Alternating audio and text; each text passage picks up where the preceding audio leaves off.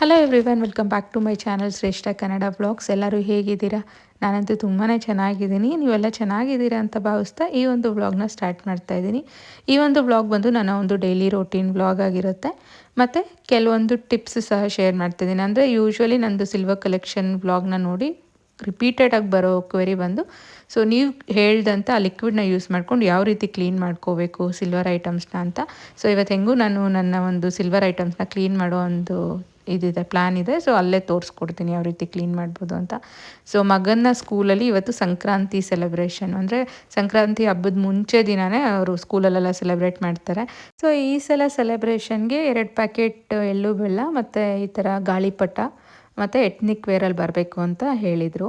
So ಅದಕ್ಕೆ ಮುಂಚೆ ದಿನವೇ ನನ್ನ ಹಸ್ಬೆಂಡು ಇದನ್ನೆಲ್ಲ ತಂದಿದ್ದಾರೆ. ಅಂದರೆ ಪ್ರಾಪೆಟೋಲ್ ಇರೋವಂಥ ಒಂದು ಕೈಟು ಮತ್ತು ಎಳ್ಳು ಬೆಲ್ಲ ಆ್ಯಕ್ಚುಲಿ ಮನೇಲೇ ಇತ್ತು. ನಮ್ಮ ಹಸ್ಬೆಂಡ್ಗೆ ಐಡಿಯಾ ಇಲ್ದಿರ ಅಂದರೆ ನಾರ್ಮಲ್ ಪ್ಯಾಕೆಟ್ಸ್ ಬರುತ್ತಲ್ವ ಅಂಗಡಿಗಳಲ್ಲಿ, ಅದನ್ನು ತಂದಿದ್ದರು. ಸೊ ಇವಾಗ ಮಗನ್ನೆಲ್ಲ ರೆಡಿ ಮಾಡಿ ಎತ್ನಿಕ್ ವೇರಲ್ಲಿ ಕಳಿಸ್ತಾ ಇದ್ದೀನಿ. ಸೊ ನೆಕ್ಸ್ಟು ನೀವು ಕೇಳಿದಂಥ ಕ್ವೇರಿ ಬಂದು ಸಿಲ್ವರ್ ಈ ಒಂದು ಐಟಮ್ಸ್ನ ಯಾವ ರೀತಿ ಕ್ಲೀನ್ ಮಾಡ್ಕೊಳ್ತೀರಾ ಲಿಕ್ವಿಡ್ ಯೂಸ್ ಮಾಡಿ ಒಂದು ಸಲ ತೋರಿಸಿ ಅಂತ. ಸೊ ಆಲ್ರೆಡಿ ನಾನು ಮೆನ್ಷನ್ ಮಾಡಿದ್ದೀನಿ, ನಾನು ಯೂಸ್ ಮಾಡುವಂಥ ಒಂದು ಲಿಕ್ವಿಡ್ ಹೆಸರು ಬಂದು ಅರ್ಬಾ ಕಂಪ್ನಿಯವರ ಟಾರ್ನಿಷ್ ರಿಮೂವರು. ಸೊ ಇದು ಆಲ್ಮೋಸ್ಟ್ ನಾನು ಸ್ಟಾರ್ಟಿಂಗಿಂದ ಯೂಸ್ ಮಾಡ್ತಾಯಿದ್ದೀನಿ. ಇಲ್ಲಿ ತನಕ ನನಗೆ ಸಖತ್ತು ನೀಟಾಗಿ ಕ್ಲೀನ್ ಮಾಡಿಕೊಡುತ್ತೆ. ಬಟ್ ಒನ್ ಥಿಂಗ್ ಏನಂದರೆ, ಇದನ್ನು ಯೂಸ್ ಮಾಡಬೇಕಾದ್ರೆ ನೀವು ಏನಾದರೂ ಗ್ಲೌಸು ಈ ಥರದ್ದು ಏನಾರ ಹಾಕ್ಕೊಂಡು ಯೂಸ್ ಮಾಡಬೇಕು. ಇಲ್ಲಾಂದರೆ ಸ್ವಲ್ಪ ಅದು ಪವರ್ ಜಾಸ್ತಿ ಇರೋದ್ರಿಂದ ಕೈಯೆಲ್ಲ ಒಡೆದ್ಬಿಡುತ್ತೆ. ಸೊ ಅದಕ್ಕೆ ಈ ಥರ ಒಂದು ಗ್ಲೌಸ್ ತೊಗೊಂಬಿಟ್ಟಿದ್ದೀನಿ. ಸೊ ಗ್ಲೌಸ್ ಇಲ್ಲಾಂದರೆ ಒಂದು ಕವರ್ ಈ ಥರದ್ದು ಏನಾದರೂ ಕೈಗೆ ಕಟ್ಕೊಂಡು ಆಮೇಲೆ ನೀವು ಕ್ಲೀನ್ ಮಾಡ್ಕೊಳ್ಳಿ. ಸೊ ನಾನು ಒಂದು ವಿಮ್ ಲಿಕ್ವಿಡ್ ಏನಿರುತ್ತಲ್ವ ಅದನ್ನು ಸಹ ಒಂದು ಬೌಲಲ್ಲಿ ನೀರು ಮಿಕ್ಸ್ ಮಾಡಿಕೊಂಡು ಫಸ್ಟು ಈ ಥರ ಏನಿದೆಯಲ್ವ ಈ ಒಂದು ಲಿಕ್ವಿಡ್, ಇದರಲ್ಲಿ ಒಂದು ಸಲ ಎಲ್ಲೆಲ್ಲಿ ಟಾರ್ನಿಷ್ ಆಗಿದೆಯೋ ಅಲ್ಲೆಲ್ಲ ನೀಟಾಗಿ ಜಸ್ಟ್ ಹಿಂಗೆ ಒಂದು ಸಲ ಒರೆಸಿದ್ರೆ ಸಾಕು, ಅದೆಲ್ಲ ಟಾರ್ನಿಷ್ ಹೋಗುತ್ತೆ. ನೆಕ್ಸ್ಟು ವಿಮ್ ಲಿಕ್ವಿಡಲ್ಲಿ ಅದನ್ನೆಲ್ಲ ನೀಟಾಗಿ ಮತ್ತೆ ಇನ್ನೊಂದು ಸಲ ಒರೆಸ್ಕೊಂಡು ನೀರು ಹಾಕಿ ತೊಳ್ಕೊಳ್ತೀನಿ. ಇಷ್ಟೇ ನೋಡಿ, ತುಂಬಾ ಸಿಂಪಲ್ಲು. ಈ ಲಿಕ್ವಿಡ್ ಇದ್ದರೆ ಸಾಕು, ಈಸಿಯಾಗಿ ನೀವು ಕ್ಲೀನ್ ಮಾಡ್ಕೋಬೋದು. ಸೊ ಜಸ್ಟ್ ಟಾರ್ನಿಷ್ ಜಾಸ್ತಿ ಕಪ್ಪಾಗಿದ್ದರೆ ಮಾತ್ರ ನಾನು ಆ ಲಿಕ್ವಿಡ್ ಯೂಸ್ ಮಾಡ್ತೀನಿ. ರೆಗ್ಯುಲರಾಗಿ ಜಸ್ಟ್ ವಿಮ್ ಲಿಕ್ವಿಡಲ್ಲೇ ನಾರ್ಮಲ್ ಎಲ್ಲ ಪಾತ್ರೆ ಯಾವ ರೀತಿ ತೊಳಿತೀವಲ್ಲೋ ಅದೇ ಥರ ತೊಳ್ಕೊಳ್ತೀನಿ ಬೆಳ್ಳಿ ಐಟಮು. ಸೊ ಜಾಸ್ತಿನೂ ನಾನೇನು ಲಿಕ್ವಿಡ್ ಯೂಸ್ ಮಾಡಲ್ಲ, ಅದು ಒಂದು ಸ್ವಲ್ಪ ಕಪ್ಪಾಗಿದೆ ಅನ್ನೋ ಕಡೆ ಅಷ್ಟೇ ಯೂಸ್ ಮಾಡ್ತೀನಿ. ಸೊ ಇವಾಗ ಹಬ್ಬದ ಪ್ರಿಪ್ರೇಷನ್ಸ್, ದೇವ್ರ ಮನೆ ಕ್ಲೀನ್ ಮಾಡ್ಕೊಳ್ಳೋದು ಮತ್ತು ದೇವರದ್ದು ಸಾಮಗ್ರಿಗಳನ್ನೆಲ್ಲ ಕ್ಲೀನ್ ಮಾಡಿ ಎತ್ತಿಟ್ಟಿದ್ದೀನಿ. ಮತ್ತು ಒಂದು ಓಲೆ ಕೊಟ್ಟಿದ್ದೆ ಮಗಳಿಗೆ ಈ ಒಂದು ಫಲ ಎರೆಯೋ ಶಾಸ್ತ್ರದಲ್ಲಿ, ಅದರದ್ದು ಝೂಮ್ ಲುಕ್ಕು ಇವತ್ತು ನಿಮ್ಮೆಲ್ಲರ ಜೊತೆ ಶೇರ್ ಮಾಡ್ಕೊಳ್ತಾ ಇದ್ದೀನಿ. ಸೊ ಈ ಒಂದು ಓಲೆ ಬಂದು ನಾನು ಗೋಲ್ಡ್ ಚಿಟ್ಟನ್ನು ಯೂಸ್ ಮಾಡಿ ತೊಗೊಂಡಂಥ ಓಲೆ ಅಲ್ಲ ಆ್ಯಕ್ಚುಲಿ, ಅದಕ್ಕೆ ಅಂತ ಹೋದೆ. ಬಟ್ ಅದು ಲೈಕ್ 20 ಡೇಸ್ ಆದಮೇಲೆ ಬನ್ನಿ ಅಂದರು. ಮತ್ತು ಈ ಒಂದು ಓಲೆ ಹೆಂಗೆ ತಗೊಂಡೆ ಅಂತ ಕೇಳಿದ್ರೆ, ಇದೊಂಥರ ಅನ್ಎಕ್ಸ್ಪೆಕ್ಟೆಡ್ ಶಾಪಿಂಗ್ ಅಂತಲೇ ಹೇಳ್ಬೋದು. ಸೊ ಈ ಹೆಂಗಸರೆಲ್ಲ ಸೇರಿ ಒಂದು ಪಟಾಕಿ ಚೀಟಿ ಅಂತ ನಡೆಸ್ತಾರೆ. ಅವ್ರು ಬಂದು ಕೇಳಿದಾಗ ನನಗೆ ಇಂಟ್ರೆಸ್ಟ್ ಇರಲಿಲ್ಲ ಹಾಕೋಕ್ಕೆ. ಬಟ್ ಇನ್ನು ಕೇಳಿಬಿಟ್ರಲ್ಲ ಅಂತ ಆಯಿತು, ಒಂದು ಚೀಟಿ ನಂದು ಹಾಕ್ಕೊಡಿ ಅಂತ ಜಸ್ಟ್ ಹೇಳಿದೆ. 2K ಕಟ್ಟೋದು. ಅದು ನನಗೆ ಲಾಸ್ಟ್ ಪಟಾಕಿ ಅಂದರೆ ದೀಪಾವಳಿಗೆ ಅಂತ ಅವರೊಂದು 32K ಏನೋ ನನಗೆ ಲಾಸ್ಟಿಗೆ ಬಂತು. 24 ಏನೋ ಕಟ್ಟಿದೆ. ಬಟ್ ಅದು ಲಾಭ ಎಲ್ಲ ಬಂದು 32K ಬಂತು. ಇನ್ನು ಸುಮ್ಮನೆ ಅದು 32K ಹಂಗೆ ಇದ್ದರೆ ಹಂಗೆ ಖರ್ಚು ಮಾಡಿಬಿಡ್ತೀನಿ ಅಂತ ಏನಾದರೂ ಶಾಪಿಂಗ್ ಅದರಲ್ಲಿ ಮಾಡಿಬಿಡೋಣ ಅಂತ ಈ ಒಂದು ಓಲೆ ತೊಗೊಂಡೆ. ಇದು 3.2 ಗ್ರಾಮ್ಸ್ ಇದೆ. ನಂಗೆ ತುಂಬ ಇಷ್ಟ ಆಗಿದೆ ಏನಂದರೆ, ಈ ಬ್ಲೂ ಕಲರ್ ಮೇಲೆ ಬಂದಿದೆಯಲ್ಲ, ಅದು ಕಲರ್ ನನ್ನ ಹತ್ರ ಇರಲಿಲ್ಲ. ಅಂದರೆ ರೆಡ್ಡು, ಗ್ರೀನು, ವೈಟ್ ಈ ಕಲರ್ ಇತ್ತು. ಬಟ್ ಈ ಬ್ಲೂ ಕಲರ್ ತುಂಬ ಡಿಫ್ರೆಂಟ್ ಅನ್ನಿಸ್ತು. ಅದಕ್ಕೆ ಈ ಕಲರು ಒಂದಿರಲಿ ಓಲೆ ಅಂತ ಇದನ್ನು ತೊಗೊಂಡೆ. ಡೈಲಿ ವೇರ್ಗೆ ತುಂಬ ಚೆನ್ನಾಗಿ ಸೂಟ್ ಆಗುತ್ತೆ. ಮತ್ತು ಈ ಡ್ರಾಪ್ ಸಹ ಸಖತ್ ಕ್ಯೂಟಾಗಿದೆ. ಇದು 3.2 ಗ್ರಾಮ್ಸ್ಗೆ ನಾನು ತಗೊಂಡಂಥ ದಿನ ಬಂದು 42K ನನಗೆ ಆಯಿತು ಇದು ಚಾರ್ಜಸ್ಸು. ಅಂದರೆ ಸ್ಟೋನ್ ಚಾರ್ಜಸ್ ಎಲ್ಲ ಏನು ರೆಡ್ಯೂಸ್ ಮಾಡಿಲ್ಲ, ಯಾಕಂದರೆ ಇದು ತುಂಬ ಮೈನ್ಯೂಟ್ ಸ್ಟೋನ್ಸು, ವೆಯ್ಟ್ ಕಡಿಮೆ ಇರುತ್ತೆ ಅಂತ ಹೇಳಿದ್ರು. ಬಟ್ ನಂಗೆ ಡಿಸೈನ್ ಇಷ್ಟ ಆಗಿದೆ, ತೊಗೊಂಬಿಟ್ಟೆ. ಯಾವ ರೀತಿ ಅನ್ನಿಸ್ತು ಈ ಓಲೆ ನನಗೆ ಕಮೆಂಟ್ಸಲ್ಲಿ ತಿಳಿಸಿ. ಸೊ ಯೂಶ್ವಲಿ ಅಕ್ಕಪಕ್ಕ ಎಲ್ಲ ಇರೋ ಹೆಂಗಸರೆಲ್ಲ ಸೇರಿಕೊಂಡು ಚೀಟಿ ಅಂತ ಈ ಥರ ಎಲ್ಲ ಅವರೇ ನಡೆಸ್ತಾ ಇರ್ತಾರೆ. ಸೊ ಎಷ್ಟೊಂದು ಸಲ ನನ್ನ ಬಂದು ಕೇಳಿದ್ರು, ನೀವು ಒಂದು ಹಾಕಿ ಅಂತ. ಬಟ್ ನನಗೆ ಎವ್ರಿ ಮಂತು ಆ 5th ಇಲ್ಲ ಏನೋ ಒಂದು ಡೇಟ್ ಫಿಕ್ಸ್ ಮಾಡಿರ್ತಾರೆ. ಆ ಡೇಟಲ್ಲಿ ಎಲ್ಲರೂ ಸೇರಬೇಕು, ಆ ಚೀಟಿದೆಲ್ಲ ನೋಡ್ಬೇಕು, ಹಿಂಗೆಲ್ಲ ಕಂಡೀಷನ್ಸ್ ಇರುತ್ತೆ ಪೇ ಮಾಡಬೇಕು ಅಂತೆಲ್ಲ. ಬಟ್ ಸಮ್‌ಹೌ ನನಗೆ ಅಷ್ಟು ಟೈಮ್ಗೆ ಹೋಗಿ ಅಲ್ಲಿ ಕೂತ್ಕೊಂಡು ಸ್ಪೆಂಡ್ ಮಾಡೋಷ್ಟು ಟೈಮ್ ಇರಲ್ಲ. ಅದಕ್ಕೆ ನಾನು ಯೂಶ್ವಲಿ ಇಲ್ಲ ಬೇಡ ಅಂತದೆ. ಬಟ್ ಅವ್ರು ಅದು ಮ್ಯಾಂಡೇಟ್ರಿ ಇಲ್ಲ, ನೀವು ದುಡ್ಡು ಕೊಟ್ಬಿಟ್ಟು ನೀವೇನು ಬರೋದೇನು ಬೇಡ, ಹಾಕಿ ಅಂದಾಗ ಹಾಕ್ದಂಥ ಒಂದು ಚೀಟಿ ಅದು. ಸಮ್‌ಹೌ ನನಗೆ ಇವಾಗ ಯೂಸ್ ಆಯಿತು ಅಂತಲೇ ಹೇಳ್ಬೋದು. ಒಂದು ಓಲೆ ಬಂತು ನೋಡಿ ಅದರಿಂದ. So one more addition to my earrings collection ಅಂತಲೇ ಹೇಳ್ಬೋದು. ಸಖತ್ ಖುಷಿ ಆಯಿತು. ಸೊ ಇವಾಗ ಬೆಳಗ್ಗೆ ಬ್ರೇಕ್ಫಾಸ್ಟ್ ಎಲ್ಲ ಮುಗಿಸ್ಕೊಂಡು ಸ್ವಲ್ಪ ಟೈಮ್ ಇತ್ತು, ಅದಕ್ಕೆ ಈ ಒಂದು ಡ್ರೆಸ್ಸಿಂಗ್ ಟೇಬಲ್ ಅಂತ ಏನಿದೆಯಲ್ವ ಅದರಲ್ಲಂತೂ ಸಖತ್ ಮೆಸ್ಸಿಯಾಗಿ ಎಲ್ಲ ಫುಲ್ ಗಲೀಜಾಗಿತ್ತು. ಯಾಕಂದರೆ ಮಕ್ಕಳು ಏನೋ ಒಂದು ತೊಗೊಳ್ತಾರೆ, ಮತ್ತು ಅದರಲ್ಲಿರಲ್ಲ, ಮತ್ತು ಎಷ್ಟೊಂದು ಐಟಮ್ಸ್ ತೊಗೊಳ್ತೀವಿ, ಅದರದ್ದು ರ್ಯಾಪರ್ಸು ಎಲ್ಲ ಇದರಲ್ಲೇ ತುಂಬಿಸಿದ್ರು. ಒಂಚೂರು ಜಾಗ ಇದೆ ಅನ್ನೋಷ್ಟರಲ್ಲಿ ಅದರಲ್ಲೆಲ್ಲ ಬಂದು ತುಂಬ್ಕೊಂಡಿರುತ್ತೆ. ನಮಗೆ ಗೊತ್ತಾಗ್ದಿರ ಒಂದು ಸ್ವಲ್ಪ ದಿನಕ್ಕೆ ನಾವು ಎಷ್ಟೇ ನೀಟಾಗಿ ಇಟ್ಟಿದ್ರೂ ಅದೆಲ್ಲ ಮೆಸ್ಸಿ ಮೆಸ್ಸಿ ಆಗಿರುತ್ತೆ. ಸೊ ಈ ಥರ ಸ್ವಲ್ಪ ಫ್ರೀ ಇದ್ದಾಗ ಈ ಥರ ಒಂದೊಂದು ಭಾಗ ಮನೆಯಲ್ಲಿ ಕ್ಲೀನ್ ಮಾಡ್ಕೊಳ್ತಾ ಇರ್ತೀನಿ. ಸೊ ಯೂಶ್ವಲಿ ಹಬ್ಬದ ಟೈಮಲ್ಲೆಲ್ಲ ಎಲ್ಲರೂ ಮನೆ ಫುಲ್ಲು ಕ್ಲೀನ್ ಮಾಡ್ತಾರಲ್ಲ, ನಾನು ಆ ಥರ ಏನು ಮಾಡ್ಕೊಳ್ಳಲ್ಲ. ಎವ್ರಿ ಮಂತಲ್ಲೂ ಒಂದೊಂದು ಹಾಫ್ ಆನ್ ಅವರ್ ಇಲ್ಲ 1 ಅವರ್ ಒಂದೊಂದು ಪ್ಲೇಸ್ನಷ್ಟೇ ಕ್ಲೀನ್ ಮಾಡ್ತೀನಿ. ಸೊ ಈ ಥರ ಮಾಡ್ಕೊಳ್ಳೋದ್ರಿಂದ ಹಬ್ಬದ ಟೈಮಲ್ಲೆಲ್ಲ ತುಂಬ ನನಗೆ ಗಲೀಜು ಅಂತ ಏನು ಅನಿಸಲ್ಲ. ಸೊ ಕ್ವಿಕ್ಕಾಗಿ ಒಂದು ಸಲ ಒರೆಸ್ಕೊಂಡು ಹೋಗ್ಬಿಡ್ಬೋದು. ಸೊ ಇವಾಗ ಈ ಒಂದು ಜಸ್ಟ್ ಈ ಪಾರ್ಟ್ನ ಮಾತ್ರ ಕ್ಲೀನ್ ಮಾಡ್ಕೊಳ್ಳೋಣ ಅಂತ. ಅಂದರೆ ಈ ವಿಂಡೋಸು ಮತ್ತು ಈ ಡ್ರೆಸ್ಸಿಂಗ್ ಟೇಬಲ್ ಇಷ್ಟು ಫುಲ್ಲು, ಅದು ಕಿಟಕಿ ಪಕ್ಕ ಬೇರೆ ಇರುತ್ತಲ್ವ, ಸಖತ್ ಧೂಳು ಕೂತಿರುತ್ತೆ. ಮತ್ತು ಈ ಒಂದು ಬೇಡದಿರೋ ವಸ್ತುಗಳು ತುಂಬಾ ಪೈಲಪ್ ಆಗಿರುತ್ತೆ ಈ ಒಂದು ಕಬೋರ್ಡ್ಸಲ್ಲಿ. ಅದನ್ನೆಲ್ಲ ಇವತ್ತು ಸಾರ್ಟ್ ಮಾಡಿ ಏನೇನು ಬೇಡವೋ ಅದನ್ನೆಲ್ಲ ಬಿಸಾಕೋಣ ಅಂತ ಇವತ್ತೆಲ್ಲ ಎತ್ತಿಡ್ತಾ ಇದ್ದೀನಿ ಯಾವುದಾದ್ರೂ ಬಾಕ್ಸಲ್ಲಿ. ಇನ್ನೂ ಕೆಲವೊಂದು ಸಲ ಏನಾಗ್ಬಿಡುತ್ತೆ ಅಂದರೆ ಎಷ್ಟೊಂದು ಕ್ಲಿಪ್ಸು, ತಲೆಗೆ ಹಾಕ್ಕೊಳ್ಳೋವಂಥ ಬ್ಯಾಂಡ್ಸ್ ಎಲ್ಲ ತೊಗೊಳ್ತಾನೆ ಇರ್ತೀನಿ. ಬಟ್ ಬೇಕು ಅಂದಾಗ ಒಂದು ಕ್ಲಿಪ್ಪೂ ಸಿಗೋಲ್ಲ ನೋಡಿ. ಬಟ್ ಇವತ್ತಂತೂ ನನಗೆ ಎಷ್ಟು ಕ್ಲಿಪ್ಸ್ ಇದೆ ಅಂತ ಅನಿಸ್ತು. ಇದನ್ನೆಲ್ಲ ಆರ್ಗನೈಸ್ ಮಾಡಿದ್ಮೇಲೆ ನನ್ನ ಮಗಳದು ಅಷ್ಟೇ ಚಿಕ್ಕ ಚಿಕ್ಕದು ಕ್ಲಿಪ್ಸು ಎಲ್ಲ ಒಂದೊಂದು ಬಾಕ್ಸಲ್ಲಿ ಒಂದೊಂದಿತ್ತು. ಅದನ್ನೆಲ್ಲ ಒಂದು ಬಾಕ್ಸಲ್ಲಿ ಹಾಕಿದ್ಮೇಲೆ ನನಗೆ ಅನ್ನಿಸ್ತು, ಅಯ್ಯೋ ಇಷ್ಟೊಂದು ಇದೆಯಾ ಅಂತ.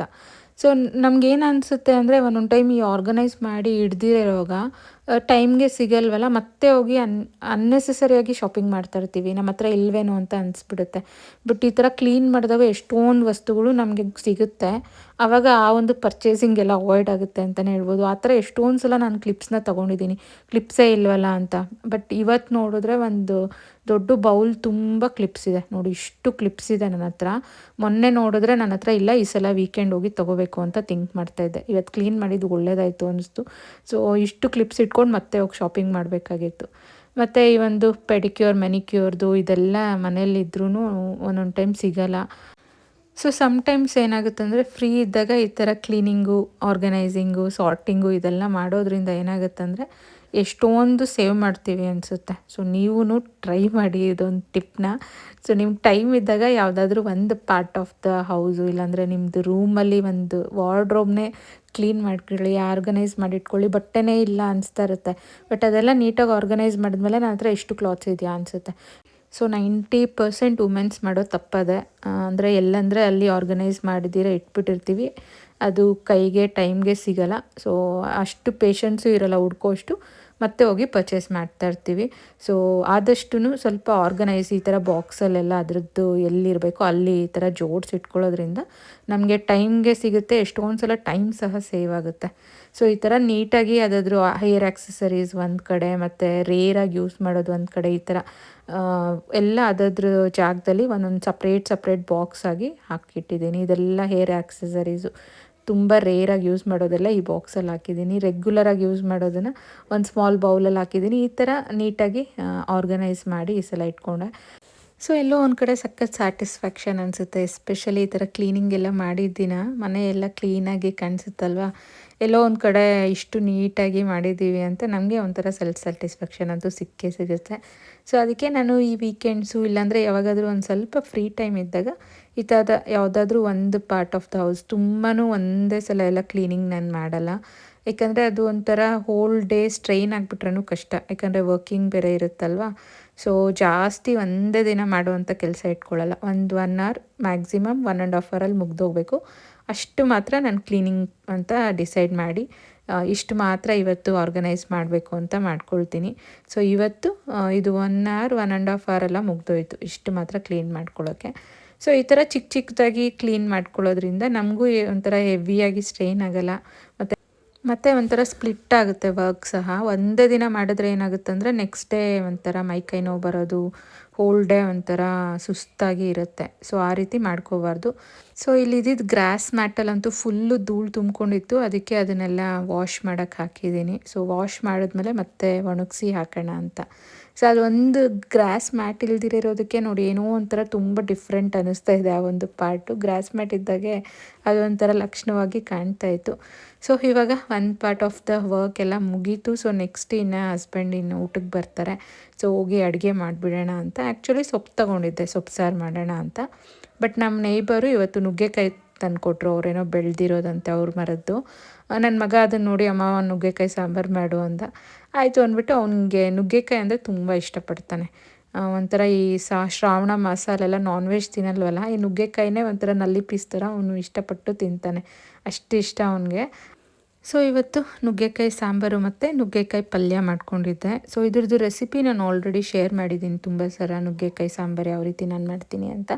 ಸೊ ಇಲ್ಲಿಯೇ ಸಾಂಬಾರ್ದು ರೆಸಿಪಿ ಏನು ಶೇರ್ ಮಾಡ್ತಾಯಿಲ್ಲ. ಮತ್ತು ನುಗ್ಗೆಕಾಯಿ ಪಲ್ಯ ರೆಸಿಪಿ ಸಹ ನಾನು ಪ್ರೀವಿಯಸ್ ವ್ಲಾಗ್ಸಲ್ಲಿ ನಿಮ್ಮೆಲ್ಲರ ಜೊತೆ ಶೇರ್ ಮಾಡಿದ್ದೀನಿ. ಒಂದು ವೇಳೆ ನೀವೇನಾದರೂ ಹೊಸ್ದಾಗಿ ನನ್ನ ವ್ಲಾಗ್ಸ್ ನೋಡ್ತಾ ಇದ್ದರೆ ನಿಮಗೇನಾದರೂ ಇದ್ರದ್ದು ರೆಸಿಪಿ ಯಾವುದ್ರದ್ದಾದ್ರೂ ಬೇಕಾದರೆ ನನಗೆ ಕಮೆಂಟ್ ಸೆಕ್ಷನಲ್ಲಿ ತಿಳಿಸ್ಕೊಡಿ. ಸೊ ನೆಕ್ಸ್ಟ್ ಮಾಡಿದಾಗ ವ್ಲಾಗ್ಸಲ್ಲಿ ಆ್ಯಡ್ ಮಾಡೋಕ್ಕೆ ಟ್ರೈ ಮಾಡ್ತೀನಿ. ಸೊ ನುಗ್ಗೆಕಾಯಿ ಪಲ್ಯ ಅಂತೂ ಈ ಕಡಲೆ ಬೀಜ ಪುಡಿ ಎಲ್ಲ ಚೆಲ್ಲಿದ್ರೆ ತುಂಬಾ ರುಚಿಯಾಗಿರುತ್ತೆ. ಸೊ ನಿಮ್ಗೇನಾದರೂ ಯಾವತ್ತಾದರೂ ಟ್ರೈ ಮಾಡಿಲ್ಲ ಪಲ್ಯ ಅಂದರೆ ಈ ಥರ ಒಂದು ಸಲ ಟ್ರೈ ಮಾಡಿ. ಇದಂತೂ ಒಳ್ಳೆ ಕಾಂಬಿನೇಷನು. ಸ್ವಲ್ಪ ತುಪ್ಪ ಎಲ್ಲ ಹಾಕ್ಕೊಂಡು ನುಗ್ಗೆಕಾಯಿ ಸಾರು ತಿನ್ನೋದಕ್ಕಂತೂ ಸಖತ್ ರುಚಿಯಾಗಿರುತ್ತೆ. ಸೊ ಇದಾಗಿತ್ತು ನನ್ನ ಒಂದು ಲಂಚ್ ಮೆನ್ಯೂ.